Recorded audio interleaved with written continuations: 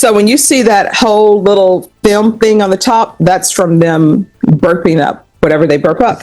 Don't go with chicken sausage. Huh. But my mom's from Louisiana. Yes. So Oh, what part? Jenny. Oh, okay. You know what? Yes, I've acquitted people on murder charges on appointed cases, and I'm offended by his attitude and his actions. Oh, buckle up folks, because when a defense attorney says he's offended by his own client, you know this courtroom's about to turn into a verbal wrestling match. So today is plea deadline date. Jury trial? Well, Judge, I filed a motion to withdraw on all three of his cases. We have Could I see the a motion? disagreement about representation.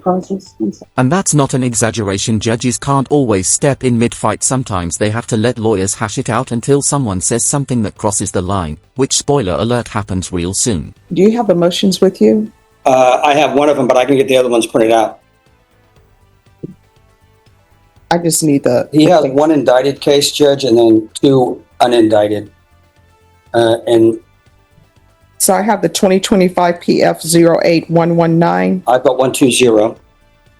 And you have one, And two, then the indicted case is, my office didn't send it with me, but we filed it. Okay.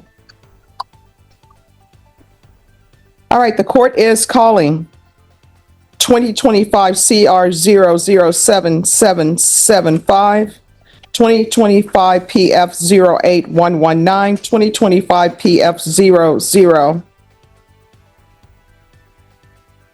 2025 PF 08120. Could I have parties announced? Robert Maurer for defendant. And are you Mr. Dollar? Yes. All right. So your defense attorney has filed a motion to withdraw in each of your cause numbers. So when will you be able to hire an attorney? I'm gonna need appointed. No, that's not how it works. Represent myself, then. Okay. I mean, I don't. How does it not work that way? I'm asking for a court-appointed attorney. This is your court-appointed attorney. He's withdrawn from my case. Yeah, because I guess there's some sort of conflict. I don't respond to emails, and those emails don't come to me. Those emails come to the court coordinator, and then that email is sent to the defense attorney and to the state. I don't review emails. Well, I've tried to contact Mr. Maurer's office several times over the past 6 months with no response. I cannot get an answer. Look, that is, I'd like to respond to that. Is complete nonsense. He has been in my office. He has met with me. He has reviewed the evidence. I've discussed the case. I've discussed the offers. He's not happy with the offer, and I told him then we try it. Yeah. But just to speak frankly, and he probably put this in the email, it got to the point where he offered me extra money, somehow thinking that was going to change how I represented people. And I said, I've acquitted people on murder charges on appointed cases, and I'm offended by his attitude and his actions, and I don't want to represent him. Now pause right there. Big misunderstanding here. You can't just swap out your appointed lawyer like a bad Uber driver once assigned. There needs to be a legit conflict of interest, not just bad vibes. No, actually, you said shut the F up and hung up. I probably did, Judge. Yes, you did. Yeah, All right, I'm quite certain I did. Mr. Maurer, State, do you have any objections? All right, Mr. Maurer, your motion to withdraw in all three cases will be granted. You'll need to retain counsel. Thank you, Judge.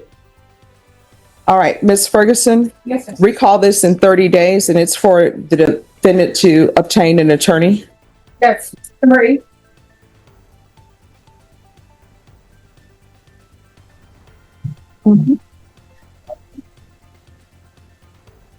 My bonds didn't have me fucked up. No, I didn't. Your mom's going hard. They told me, yeah, and you called my pretrial officer and told them the same thing. Try to get me locked up.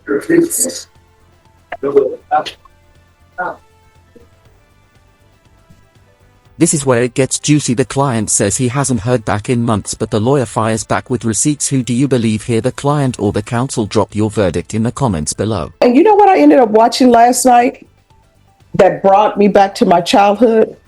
Have you ever seen the cartoon, The Halloween Tree? Yeah.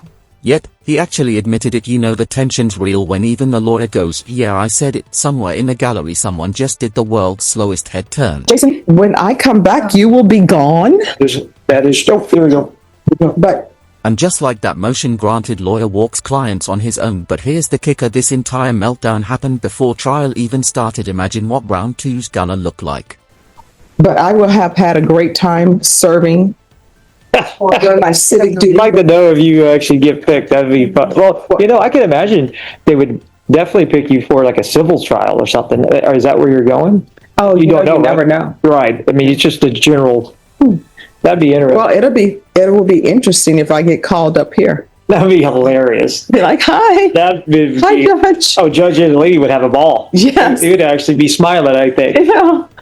So Yeah. that'll be interesting. So I'm going to have this judicial conference all week, Yep. and then come back for jury trial, Where is the conference? Austin. Oh, okay. Yeah.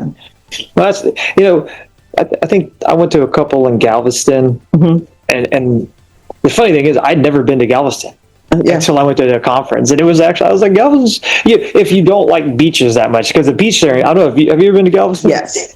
There's no freaking beach. Yeah. Yeah. I went there for a judicial conference too. Let me just tell you, the only reason why I went, because people said they would have great seafood. You hear that? Guido? It was something that's right. Yes. That's Guido. I think it's called Guido. Guido. And so I want to say I had the calamari, and then I did some sort of shrimp dish. Was it? Oh, it was. I don't eat seafood, so. Well, Papados has their crab fingers in. You only have a little time for the crab fingers. No, I'll watch the Deadliest Catch, but but you won't. But I'm not going to eat that. Yeah. See, I don't do oysters really. That's disgusting. You know what my problem is? The first time I knew about oysters was I was watching an after-school special, and it was about fraternities. And the guy who played in Trapper John MD as the young doctor, he played where he didn't even want to be in the fraternity, right? But his friend was like, please, because they would only accept this other guy if he was there. Yeah. And so they made them strip down to their underwear, and they doused them in flour, and they put a bag over their head, right? And then they said, and you're going to eat these worms or something, but it was oysters. And so they put it down his throat, and people didn't realize he was choking, and he ends up dying. It's an after school special. They're trying to teach you certain things, right? Yeah. I tell you what, anything raw, I'm like, there's No. no reason to do that. I can't do raw oysters. I cannot do, honestly, I don't even like fried oysters because you taste No.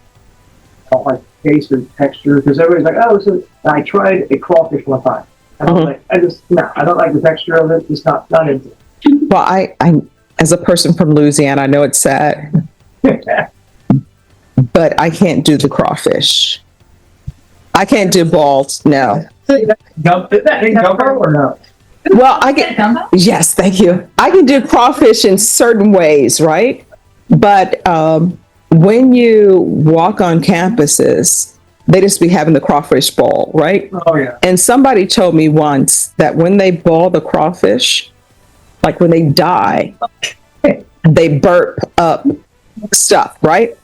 So when you see that whole little film thing on the top, that's from them burping up whatever they burp up. Gumbo is chicken sausage. Huh. But my mom's from Louisiana. Yes. She, Oh, what part? Jenny. Oh, okay. You know what that is? Yes, but I'm from Shreveport, so. Yeah. Yeah. They know about that stuff. No, let me just tell you, I've taken plenty of a Greyhound bus. And when you take Greyhound buses, I'm sure it's the same way in